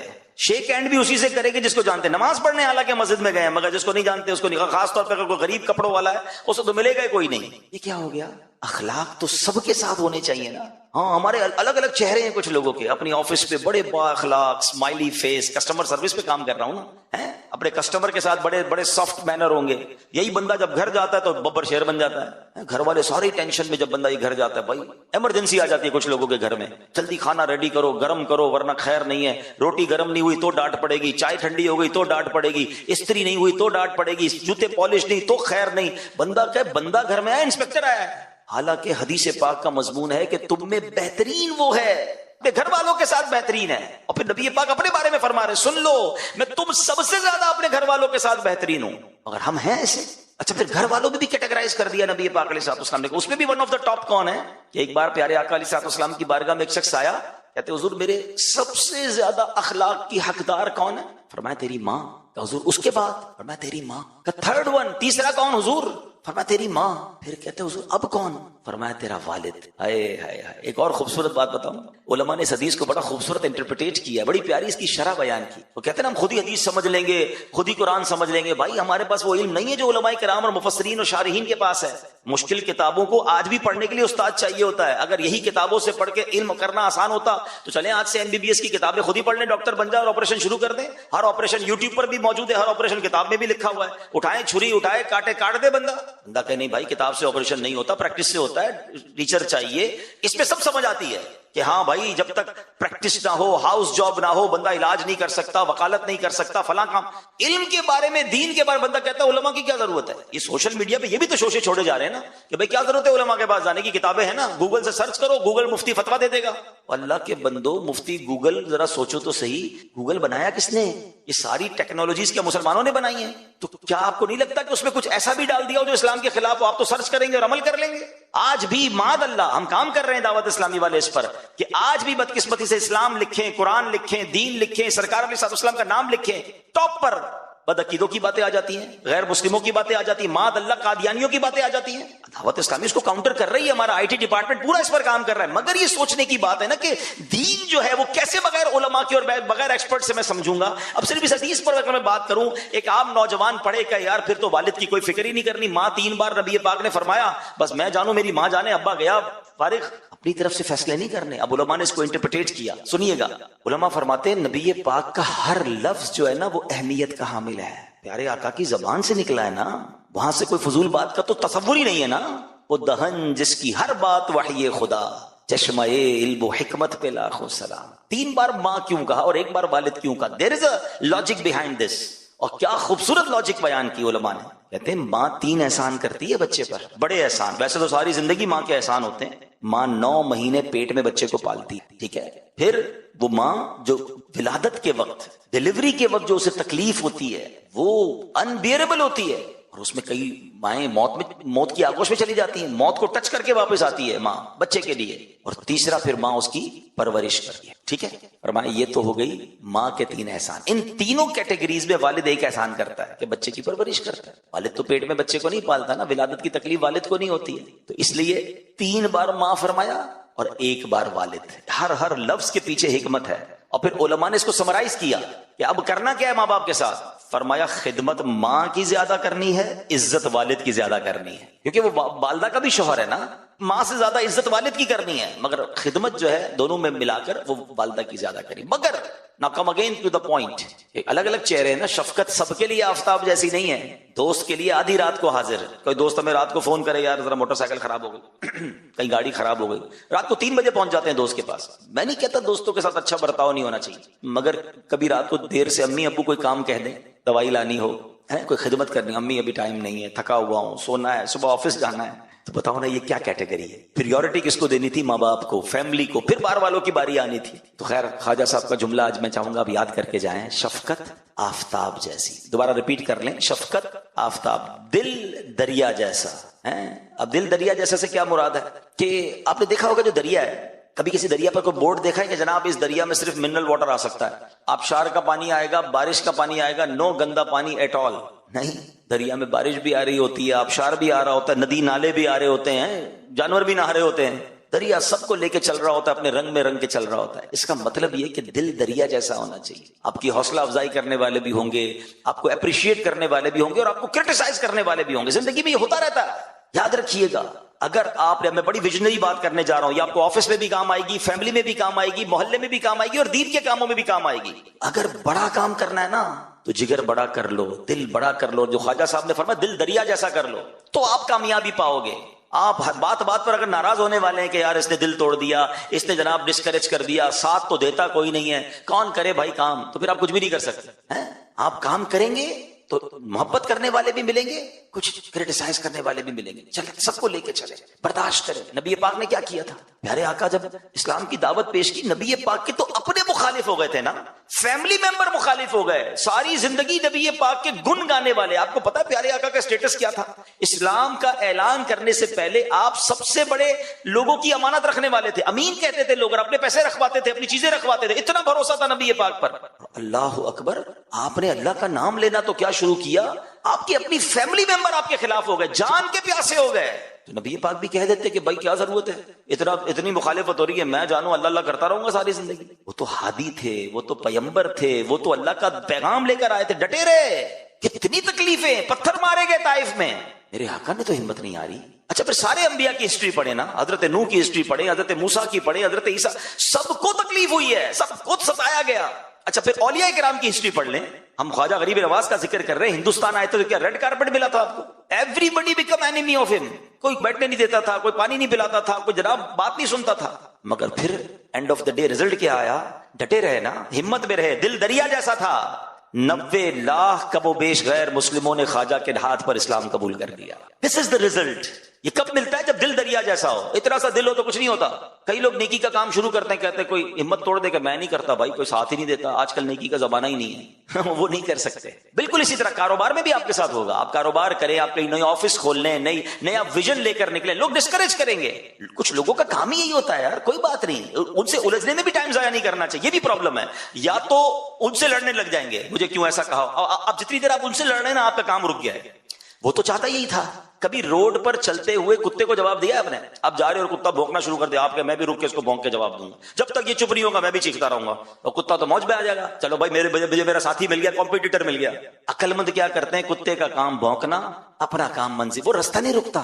یہی ویژن جس دن آپ کو مل گیا نا, کہ اگر آپ نے کوئی ٹارگٹ پہ پہنچنا ہے تو اپنی منزل کی طرف چلتے رہیں. آپ کو پھول دینے والے بھی ملیں گے, آپ کو کانٹے بچھانے والے بھی ملیں گے, لیکن اگر منزل کی طرف آپ چلتے رہے, اور اگر اللہ کی رضا کے لیے کام ہو رہا ہے, اللہ کی رضا ساتھ ہے, نیت اچھی ہے, ایک وقت آئے گا یہ کانٹے بچھانے والے بھی پھول دینے والے بن جائیں گے. اللہ بندوں کو راضی کر دیتا ہے. ایسا ہی تو ہوا نا اولیاء کرام کے ساتھ. کیا ہوا؟ پہلے سارے مخالف تھے, آج سارے ہی چاہنے والے. مجھے بتاؤ نا, خواجہ صاحب ہمارے نہ خاندان کے ہیں, نہ ہم نے کبھی دیکھا ہے, ہم میں سے کئی اجمیر گئے بھی نہیں ہیں, کوئی خونی رشتہ بھی نہیں ہے, مگر ادھر بستے ہیں خواجہ ہمارے ہیں. امام حسین ہم میں سے کئی تو ہو سکتا ہے سیدوں, مگر بہت سارے نہیں ہیں. مگر امام حسین سے پیار کیسا ہے یار, اپنے بچے قربان کر دے بندہ امام حسین کے نام پر, کربلا والوں کے نام پر. کیوں؟ انہوں نے اللہ کو راضی کیا, انہوں نے رب کو راضی کیا, رب نے سب کو راضی کیا. ٹارگٹ یہ ہونا چاہیے. ہم سب کو راضی کرنے کے چکر میں رب کو ناراض کر دیتے ہیں. تو اگر آپ نے بڑا کام کرنا ہے نا, تو دل, ریپیٹ کریں گے, دل دریا جیسا, شفقت آفتاب جیسی, دل دریا جیسا. تیسرا جملہ سنو, خواجہ صاحب کہتے ہیں اللہ کا دوست جو ہوتا ہے نا, اس کی 3 نشانیاں. تیسری نشانی فرماتے عاجزی زمین جیسی. ہاں, ابھی کس پہ بیٹھے ہو آپ؟ اور زمین پر بیٹھے نا, ہمارے پیروں تلے زمین ہے. اچھا زمین پر سجدہ بھی کوئی کرتا ہے, خوش ہوتی ہوگی زمین, مگر زمین پر برائی بھی کر رہا ہے. مگر زمین سب کے لیے بچھی ہوئی ہے. زمین کو کوئی گھاس بھی لگا رہا ہے, اس پہ پھول بھی اگا رہا ہے, اس کو بھی زمین موقع دے رہی ہے. اور زمین پر کوئی گندگی کر رہا ہے, زمین اس کو بھی کچھ نہیں کہہ رہی ہے. عاجزی اللہ کو بڑی پسند ہے. عاجزی بچ جائے کہ دانا خاک میں مل کر گلے گلزار ہوتا. جب بھی آپ نے پھل والے درخت دیکھے ہوں گے نا, پھلدار درخت, جس درخت پر پھل لگتے ہیں نا وہ آلویز جھکتا ہے. جتنے پھل لگتے جائیں گے وہ نیچے آتا جائے گا, اکڑ کے نہیں کھڑا ہوتا. اگر آپ بھی چاہتے ہیں نا آپ کو پھل لگ جائے, جھکنا شروع کریں, عاجزی شروع کریں, ہمبل رہیں. کبھی یہ نہ کہیں یہ میں نے کیا ہے, میری ہوشیاری سے آگے بڑھا ہوں جناب, میری اسٹڈیز نے مجھے یہاں تک پہنچایا, میرے تجربے نے, یہ میرے فیصلے نے مجھے ترقی دی. کچھ لوگ کہتے نظر آتے بھائی یہ میرا کمال ہے. کبھی مت سوچنا میرا کوئی کمال نہیں, سب میرے رب کی مہربانی. مجھ سے زیادہ ہوشیار لوگ پریشان ہیں, مجھ سے زیادہ جناب انٹیلیجنٹ لوگ ہمارے سے بہت نیچے ہیں. اللہ نے مجھ جیسے کمزور آدمی کو یہاں تک پہنچا دیا. ہمیشہ یہ ذہن میں ہونا چاہیے, ہر حال میں اللہ کا شکر ادا کرنا چاہیے. تکبر جو ہے نا وہ بربادی لاتا ہے. بتائیے نا, دنیا میں سب سے پہلا گناہ کیا ہوا تھا؟ The very first sin on this universe کیا تھا؟ تکبر ہی تو تھا. شیطان نے کیا کیا تھا؟ حضرت آدم کو سجدہ نہیں کیا تھا نا. کیا پرابلم تھی؟ پراؤڈ.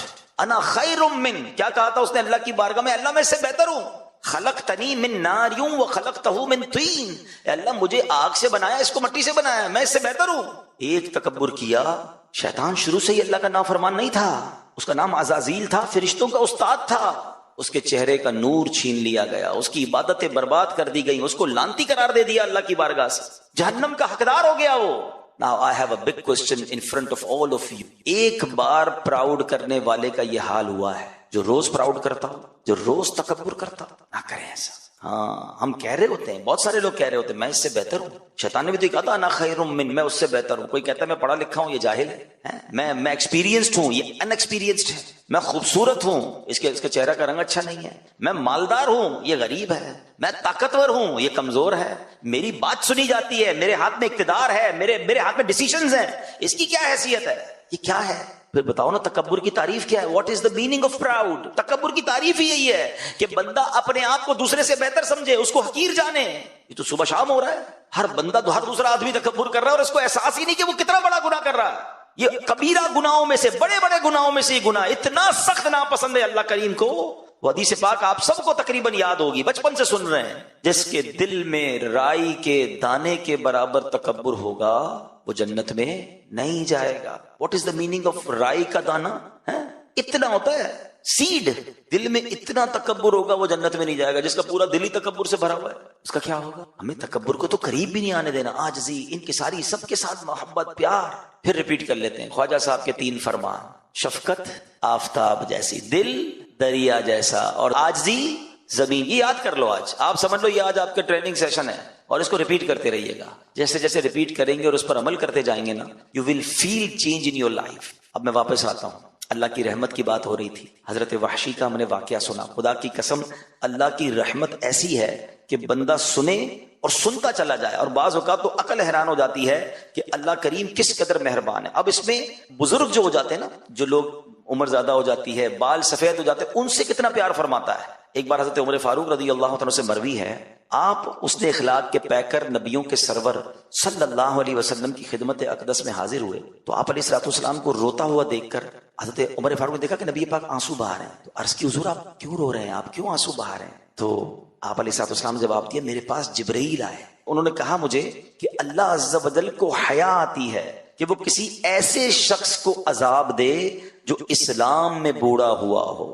پھر اسلام میں بوڑھے ہونے والے کو حیا کیوں نہیں آتی کہ وہ اللہ عز و جل کی نافرمانی کرتا ہے؟ اللہ اکبر. اللہ فرماتے مجھے حیا آتی ہے میں ایسے بندے کو عذاب دوں کہ جو اسلام میں بوڑھا ہوا ہے. اب جو بوڑھا ہو کر بھی اللہ کی نافرمانی کر رہا ہے, پھر سوچیے نبی پاک فرماتے اس کو حیا کیوں نہیں آتی. تو کاش یہ بات بھی سمجھ آئے کہ رب ہم سے کتنا پیار فرماتا ہے, کتنی مہربانیاں ہم پر, اس کی رحمت ہمیں بخشنا ہی چاہتی ہے. یقین کریں, دیکھیں نا جو میں نے آپ کو آیت بیان کی کہ اللہ کی رحمت سے مایوس نہیں ہونا, اللہ بخشنے والا مہربان ہے. مگر ہم ہیں جو اللہ سے دور ہو جاتے ہیں, ہم ہیں جو توبہ نہیں کرتے. اللہ کی رحمت تو پکار رہی ہے کہ میرے بندے آ جاؤ. ایک بار نبی پاک علیہ الصلوۃ والسلام نے بڑا کمال کا ارشاد فرمایا. یہ جو ہماری دنیا میں رحم دلی ہے, محبتیں ہیں, پیار ہے, جانور کی ماں بھی اپنے بچے سے پیار کرتی ہے, انسان کی ماں باپ بھی اپنے بچے سے پیار کرتے ہیں, سب پتہ ہے کیا ہے؟ سنیے گا. اللہ کے حبیب علیہ الصلوۃ والسلام فرماتے ہیں اللہ عز و جل نے زمین و آسمان کی تخلیق کے دن 100 رحمتیں پیدا فرمائیں. اللہ نے اپنی 100 رحمتیں پیدا فرمائی. ہر رحمت زمین و آسمان کے درمیان تہ در تہ کر کے رکھ دی گئی ہے. ان میں سے ایک رحمت زمین پر نازل ہوئی, اسی سے والدہ اپنی اولاد پر, وحشی درندے اور پرندے ایک دوسرے پر مہربان ہوتے ہیں, یہاں تک کہ گھوڑا اپنا پاؤں اپنے بچے سے دور کر لیتا ہے کہ کہیں سے چوٹ نہ لگ جائے. جتنی جانوروں میں مہربانیاں ہیں نا, رحم دلی ہے, ماں باپ میں رحم دلی ہے, دنیا میں جتنی رحم دلی ہے, آقا فرماتے ہیں اللہ کی ایک رحمت جو اس نے دنیا میں اتاری ہے نا, یہ سب اس کا مظہر ہے, یہ اس کی وجہ سے آپ دیکھ رہے ہیں. نبی پاک فرماتے ہیں جب قیامت کا دن ہوگا اللہ کریم اس رحمت کو دوسری 99 رحمتوں کے ساتھ ملا کر مکمل 100 فرما دے گا, اور بروز قیامت اپنے بندوں پر رحم فرمائے گا. ایک رحمت کا یہ عالم ہے, تو جب 100 رحمتیں قیامت کے دن رب کی ہوں گی تو سوچئے پھر بندوں پر مہربانی کا عالم کیا ہوگا. بڑا کریم, بڑا مہربان. ایک بار نبی پاک علیہ الصلوۃ والسلام نے آپ کے پاس کچھ قیدی لائے گئے, صحابہ کرام بھی ساتھ تھے. تو ایک عورت کو اس کا بچہ تھوڑا بچھڑ گیا تھا, اس سے دور دوڑتے ہوئے اپنے بچے کو اس نے چمٹایا اور خوب چوما, پھر اسے دودھ پلانے لگے. ماں ہوتی ہے نا. تو نبی پاک علیہ الصلوۃ والسلام نے صحابہ سے فرمایا کہ بتاؤ یہ عورت اپنے بچے کو جہنم میں ڈال دے گی؟ تو صحابہ کہتے ہیں یا رسول اللہ ہرگز نہیں, اللہ کی قسم کبھی نہیں. اتنا پیار کرنے والی ماں کیسے بچے کو جہنم میں ڈالے گی؟ تو سرکار دو عالم علیہ الصلوۃ والسلام نے فرمایا اللہ عز و جل اپنے بندوں پر اس سے کہیں زیادہ رحم و کرم کرتا ہے جتنی یہ عورت اپنے بچے پر مہربان ہے. ایسا مہربان ہے میرا مولا. تو پھر اللہ سے محبت نہ کی جائے, اللہ کا قرب حاصل نہ کیا جائے, اسے راضی نہ کیا جائے. کیسے ہیں ہم کہ اللہ ہی کو ناراض کر دیتے ہیں. اللہ کہ وہ ہم پر اتنا مہربان. میری ماں کے دل میں محبت ڈالنے والا میرا رب ہے. میرے والد کے دل میں شفقت ڈالنے والا کون ہے؟ میرا رب ہے, اس نے ڈالا ہے. میں آپ کو مزے کی بات بتاؤں، آپ میں سے جو والدین بن گئے نا وہ میری بات جلدی سمجھ جائیں گے. جو بچہ پیدا ہوتا ہے نا، جب میں بھی پیدا ہوا ہوں گا، آپ بھی پیدا ہوئے ہوں گے، وہ بڑا فرجائل ہوتا ہے، بالکل کمزور لاغر ہے. اس کی الگ الگ خوراکیں ہیں، اس کو جناب بہت جلدی بیماری لگ جاتی ہے، اس پر بہت اس کی ٹیک کیئر کرنی پڑتی ہے. جیسے جیسے بڑا ہوتا جاتا ہے پھر زندگی کے اور معاملات چینج ہوتے چلے جاتے ہیں. بچے کے پیدا ہوتے ہی بچے کو دو بڑے کمال کے خادم چاہیے. ہاں، ایک 24 گھنٹے کا خادم چاہیے جو اس کی گندگی بھی صاف کرے، اس کی مالش بھی کرے، اس کو ہلکی پھلکی خوراک بھی پہنچائے، اور اس کے ہر رونے پر جاگ جائے، ہر تکلیف پر بے قرار ہو جائے. ایک خادم تو ایسا چاہیے اس کو. دوسرا خادم وہ چاہیے یا دوسرا سپورٹر وہ چاہیے جو اس کی ہر چیز پر خرچ کرے، جو اس کو ضرورت ہے اس پہ خرچ کرے. ڈاکٹر کے پاس لے جانا، انجیکشن لگانا، جو بھی اس کو فیڈ چاہیے اس کے لیے وہ خرچ کرے. کپڑے چاہیے، بے لباس پیدا ہوا ہے نا، میں پیدا ہوا تھا، مجھے کون سنبھالتا ہے؟ میرے رب نے میرے ماں باپ کے دل میں وہ شفقت اور مہربانی ڈالی کہ ماں بن گئی میری خادمہ. کیسی خادمہ ہوتی ہے؟ کبھی سوچا اپنے ماں کو؟ مالش کر رہی ہے، کبھی تیل لگا رہی ہے. اچھا کمال یہ ہر کام پیار سے کر رہی ہے. پیسے دے کر کسی سے بھی کام کروا لیں، وہ دل سے نہیں کر رہا تو اس کو اچھا بھی نہیں لگ رہا تو میں کسی کی گندگی کیوں صاف کروں؟ 2 لاکھ روپے کا بھی خادم رکھ لیں مگر گندگی صاف کرتے اس کو برا لگے گا. مگر ماں گندگی دیکھ کر بھی بچے کو چوم رہی ہے اور پھر بھی صاف کر رہی ہے، مسکرا کر بچے سے باتیں کر رہی ہے. اس کے رونے پر ماں کو پتا چل جاتا ہے پیٹ میں درد ہے یا بھوک لگی ہے، اپنا دودھ پلاتی ہے. یہ اللہ نے کیسا ہمارے ساتھ مہربانی کی. اگر ماں باپ چھوڑ دیتے ہم کو پیدا کر کے، ہم تو سسک کے مر جاتے ہیں. سردیاں ہیں تو ماں گرمی پہنچا رہی ہے، گرمی ہے تو ماں ٹھنڈک پہنچا رہی ہے، خود سردی برداشت کر رہی ہے، ہمیں گرمی دے. کمال کی خادمہ ملی بھائی، دن رات خدمت کی. جب تک میں بولنے نہ سیکھا، جب تک چلنے نہ سیکھا، بلکہ ماں تو زندگی بھر خدمت کرتی رہی. پھر اللہ نے والد کے دل میں کیا کمال کا جذبہ ڈالا کہ آدھی رات کو پیسے چاہیے مجھے ڈاکٹر کے پاس لے جانے کے لیے، مجھے انجیکشن لگانے کے لیے، مجھے پرابلم ہو جائے، والد اپنی جیب کاٹتا ہے، بچے کا علاج کراتا ہے. بچے کو دودھ چاہیے، بچے کو فیڈر چاہیے، بچے کو علاج چاہیے، بچے کو آگے جا کے بسکٹ چاہیے، واٹ ایور ہی نیڈ. شاید والد نے اپنی کئی خواہشات کو ماری ہوں گی مگر بچے پر کبھی احسان نہیں جتایا. ہے کوئی آپ میں سے ایسا جس میں سے ہمارے ابو نے ہمیں کہا کہ بیٹا تجھے پتا ہے بچپن میں کتنا کھلایا تھا، تیرے کپڑوں کا انتظام میں نے کیا؟ وہ احسان بھی نہیں جتاتا، خوشی خوشی کر رہا ہوتا ہے اور پھر دعا بھی کرتا ہے اللہ میرے بچوں کی خیر فرما. اللہ اکبر، یہ کیا ہے؟ کبھی سوچا اپنے خرچ بھی کر کے دعائیں ہمارے لیے کر رہا ہے. دن رات فکر ہے. دنیا میں باپ وہ رشتہ ہے، یاد رکھیے گا. ہاں، دنیا میں بہت کم ایسے لوگ ہوتے ہیں جو یہ سمجھیں کہ یہ بندہ مجھ سے آگے نکل جائے، مگر باپ وہ ہوتا ہے جو ہمیشہ یہ چاہتا ہے کہ میرا بیٹا مجھ سے آگے ترقی کرے، میرا بیٹا مجھ سے زیادہ عزت والا ہو. بلکہ کہتے ہیں نا کسی کو کاندھے پہ بٹھاؤ تو کیا تمنا ہوتی ہے، جدھر تک میں دیکھ رہا ہوں یہ کاندھے پر بیٹھنے والا مجھ سے بھی آگے دیکھے. یہ والد ہوتا ہے. مگر بدقسمتی ہے کہ جب یہ بوڑھا ہو جاتا ہے تو بچے اس کی قدر چھوڑ دیتے ہیں، اس کی بے عزتی کرتے ہیں، اسے تکلیف پہنچاتے ہیں. خدا کی قسم کبھی یہ مت کرنا. یہ میرے رب کی مہربانی ہے جو میں ایسی ہستیاں اس نے دی ہیں. آج دنیا میں کون کس کو پوچھتا ہے یار؟ کون کس کے لیے خرچ کرتا ہے؟ مگر کمال ہے یار. میں پیدا ہوا تو بے لباس تھا، میں پیدا ہوا تو کمزور تھا، میں پیدا ہوا تو کچھ نہیں کر سکتا تھا، مگر قدم قدم پر مجھ پر مہربانی کرنے کے لیے اللہ نے میری ماں اور میرے والد کے دل میں ایسی شفقت محبت ڈالی کہ ان کے لیے دنیا کا سب سے مین آدمی ہی میں تھا، حالانکہ میں کچھ نہیں تھا. اب یہاں لوگ ایسی باتیں بھی کرتے ہیں بھائی بچے پر بعض اوقات ماں باپ اس لیے مہربانی کرتے ہیں کہ بچہ بڑا ہو کے کما کے دے گا. بھول ہے تمہاری. ارے معذور بچہ پیدا ہو جائے ماں باپ اس کی بھی خدمت کرتے ہیں. بچے کے اندر کچھ بھی نہ ہو پھر بھی ماں باپ اس کو زندگی بھر سینے سے لگاتے ہیں. یہ بے لوث پیار ہے. مگر میں یہاں اللہ کی محبت بتا رہا ہوں کہ اللہ کی مہربانی اور رحمت دیکھیں جس نے ایسے ماں باپ عطا کیے تو رب کی رحمت کا عالم کیا ہوگا. تو آج اب زندگی میں ایک بدلاؤ لائیے، ایک چینج لائیے. اور وہ چینج یہ ہونا چاہیے کہ ایک ہے زندگی میں عبادت کرنے کا جو ڈایا میٹر ہے نا، یہ جو انداز ہے وہ یہ ہے